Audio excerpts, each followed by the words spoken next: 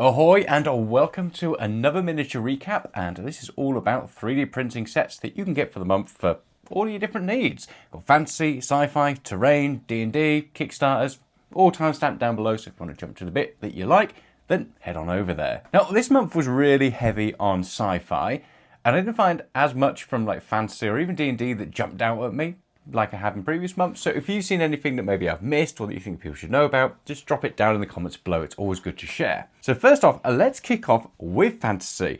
And the first one was Victus, and this one was really odd. They've got some really interesting like fish knights, which sounds weird, but these knights in like fishy armor. It's really bizarre. Obviously I have pictures up on screen for you to have a look at, but they're all like fishy themed and they're really cool and random. It's just a very interesting take on a different type of armor. But to go with the fishy armor, you've got these really weird like other creatures. There's this like goldfish on two legs, which is like one of the most bizarre sculpts I think I've seen to date. And then this like fishy merman, like their Bay Victus one, which is like their pin-up. But then there's this like guy in a fishy suit, and it looks like something I would dress like my child in, which is amazing. I really like it. It's a fun set. They come modular, or they also come in monopose as well, so depending on how lazy you are with your printing, you might want to print just the monopose ones, but if you want to have like loads and loads of different variations, then you can go for like the modular ones. So a really fun set and just something to kick it off with. Next up, we've got Highlands Mches, and they've gone for their High Elves. Again, if you are into fantasy, old world, anything like that, then you probably already have heard of Highlands Mches. But the thing that I really like about this set is they're more like ranger type high elves, if that makes sense. There's some really nice sculpts in these ones, which are a little bit different to a lot of the other high elf stuff that you kind of see out there, but it fits very nicely with all the theming and everything else that you're going to get from your high elf stuff. So it'll fit perfectly with like your Games Workshop stuff as well. Lovely poses. I think these look great. There's enough detail on there that they'll be fun to paint without being too over the top. Just a lovely looking set. And next up, we've got Beholder Miniatures, and they've got a whole bunch of stuff. And they've got this really interesting like looking tree person, which I really like. And there's a whole lot here to like about them. So this set includes knights, elves, tree person, and also some dwarves. Now there is this like lovely wizard elf here, which looks amazing with this like owl flying behind her. And then you've got your dwarves. I've already seen a lot of dwarves from them, so you kind of know what to expect. And then you've got the tree person, who looks absolutely phenomenal. It's a lovely looking sculpt, and I think this is their first one that they've done. So now they're launching into like a new type of army that you're going to be able to collect from them, which is really nice. This trebuchet with the dwarves, some more elves as well. And then you've got these lovely looking knights. Now these look very Warcraft-esque, so if you're into that sort of aesthetic, then these knights fit very much with that. And then that brings us to the end of fantasy. Like I said, I didn't find as many from fantasy that really jumped out at me.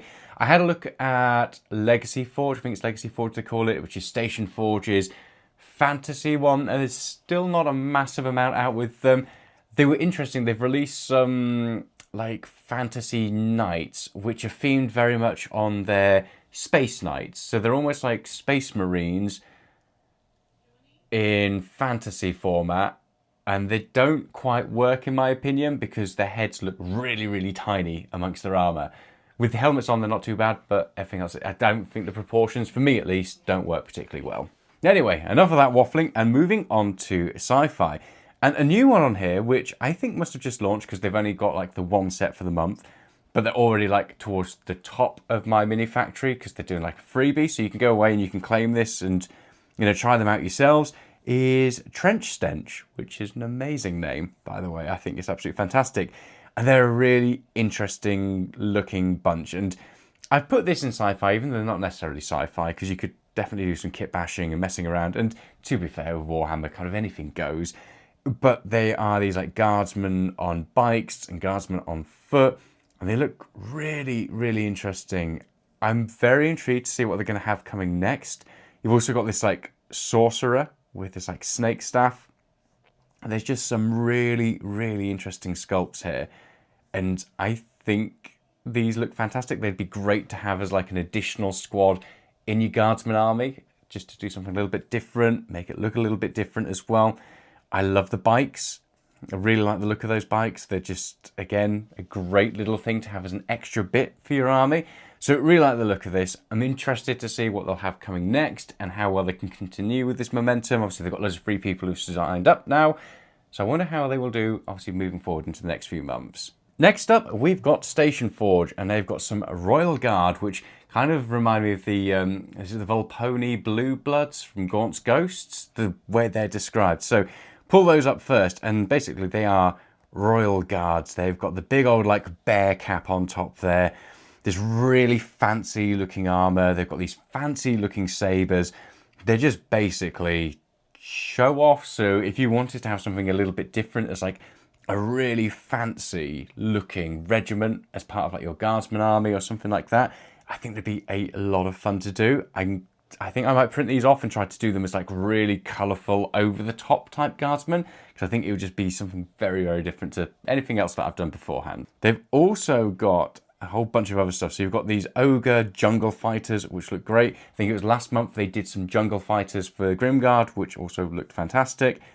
And then they've got this 40k Orc Shaman, and it's got this big old staff with like a power claw on the end of it. It looks absolutely phenomenal. Different like alternative heads as well if you want to play with that, but a lovely looking sculpt there. Next up, we've got Arc Villain Games, and these are absolutely like gorgeous knights, like armigers and knights. They're quite similar to One Page Rules has recently been doing a whole bunch of different like mech walkers and stuff that very much look like, what's the name of it? Titanfall. Very much look like Titanfall sort of aesthetic. These are quite similar, but obviously with the Arc Villain Games take on it, where it's almost like ultra realistic. The thing that's really, really nice about these is everything's modular. So one of the big complaints about the One Page Rules ones were that the bodies were basically all monopose, and then you could change out the arms and the weapons, but everything was kind of in this like action pose and running. So once you printed a few of them, it just looked stupid. With these, like the body and the feet and the legs are separate, so you can move those around a bit, so at least you can pose them a little bit more. And then all the arms and stuff like that, the heads are different. I really like these, and you could definitely use these as either chaotic or non-chaotic, at least in my opinion, because they've got these like rags and bits that are hanging off them, and you could either turn that into like camo, or you could turn it into flesh. You know, whatever floats your boat. So that's Arc Villain Games. I like these. These are really, really good fun. Next up is Dhaka Daka, and they've got loads of stuff this month. They've got gunships, aberrants, jump pack troopers. There's a whole bunch of stuff here to like. So just going through their stuff, it looks like you've still got some like ratty men. I think it's rat men. It might not be. But if they're not rat men, you could definitely paint them up as rat men. They've got all these masks and helmets on and stuff like that with these like long pokey ears sticking out there. And then you've got these awesome looking like aberrants, and they're called the Cosmic Harvesters. Big, broody like Gene Stealer cult type units. Absolutely fantastic. And then you've got all like their normal sort of like Gene Stealer cults troops as well. All modular, and they look great. There's just a lot going on there. These like ones down in the bottom corner here with their little feet. I love the little feet going on there. There's just a lot of stuff, loads of weapon kind of loadouts and everything else. And they're moving across this assault aircraft, which looks really, really nice. It basically looks like, is it the Storm Raven? It's not the Storm Raven. The Space Marine one, which is all boxy and kind of oddly proportioned. This looks like it's taken that and made it better in terms of proportion. I really like it. You could use it for your guardsmen. You could probably use it for Space Marines as well.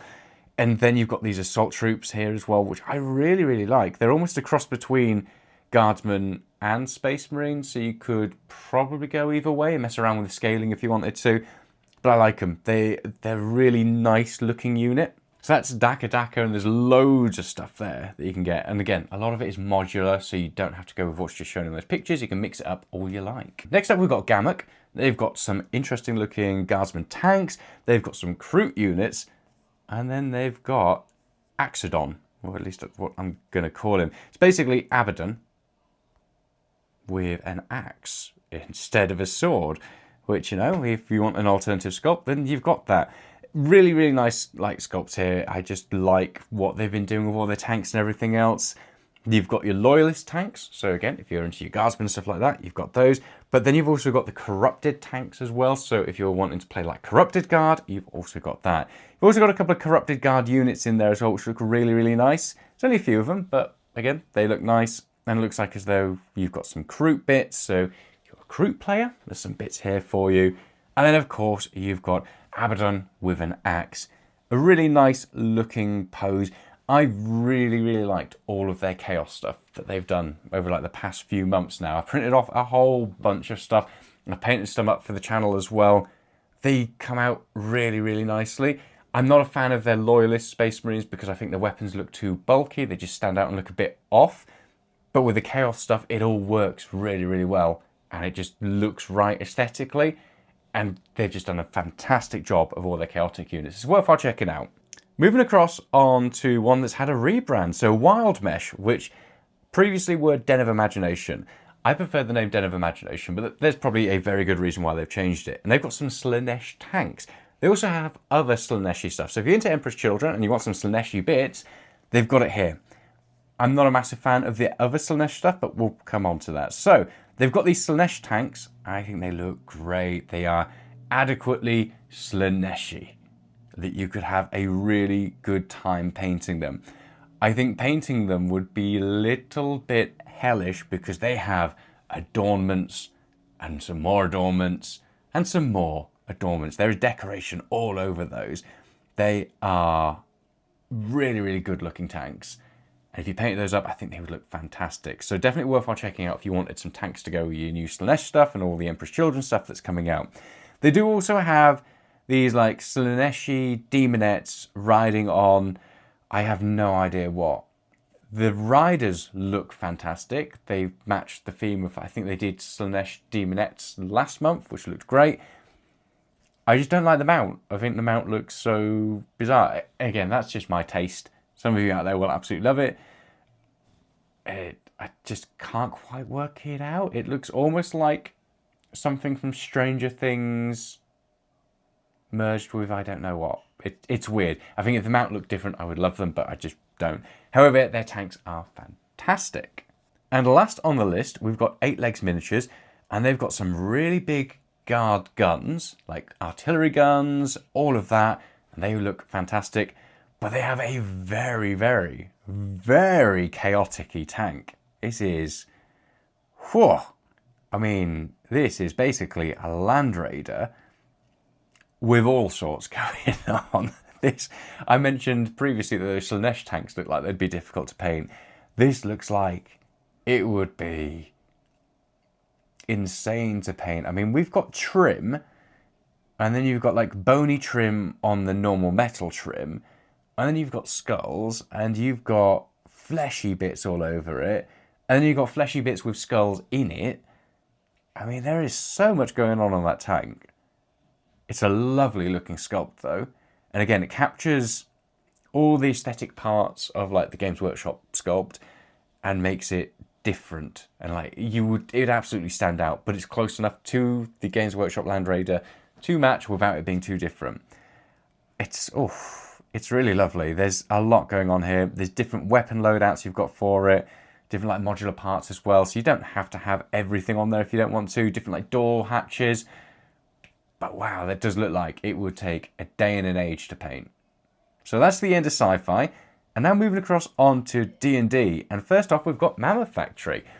And they are going for Little Mermaid this month. And this is a really nice sculpt. I've mentioned a few times now that I've loved what they've been doing recently with all their takes on Disney stuff. I painted up their last set. Well, not all of it, but most of it with Beauty and the Beast. I really, really liked it. They came out lovely. And this month we've got Little Mermaid. And I must say, almost everything on here is fantastic, apart from the Little Mermaid. I think that sculpt is one of the most boring sculpts I've ever seen from Mammoth Factory. It's just so meh. But everything else, apart from poor Little Mermaid, is really, really good. I mean, you've got Jacked Sparrow, which is basically just a giant sparrow with a pirate hat on, and that's a really fantastic sculpt. I love this, it's like Peter Pan like take as well. It's a really, really nice sculpt. And then you've got the voiceless pirates, and then the undead pirates as well. which look fantastic. I really like those undead pirates, actually. They look amazing. They are really, really, really nice sculpts. And then Esmeralda with her 2 pistols. Again, a lovely sculpt, captures that whole essence of like the Disney design and brings it into D&D. And then the big old crab, Sebastian gone mad. And then this, the big old like sea witch. She looks amazing. That's a really, really nice sculpt with like the mouth coming out of her stomach. Just looks fantastic. And then finally, so you've also got like the bits of terrain. So you've got this like broken ship that can all bring it together.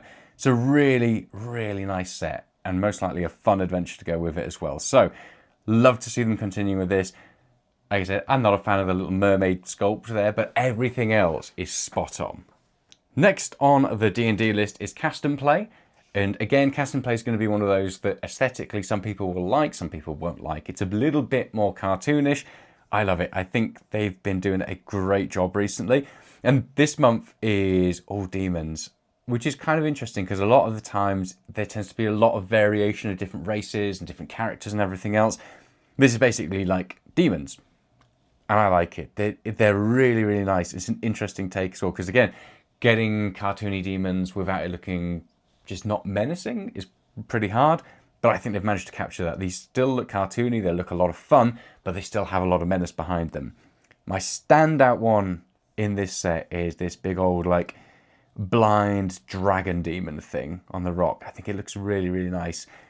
Most of its feet and hands are on the ground as well. There's one that's raised up, but it's not like one of those dragons for some reason. I think 3D printing sculptors go a little bit mad and they tend to be like balanced on a tail and it snaps, or it's really hard to like mount on anything. So I like it when they've got, you know, they're planted firmly on the ground.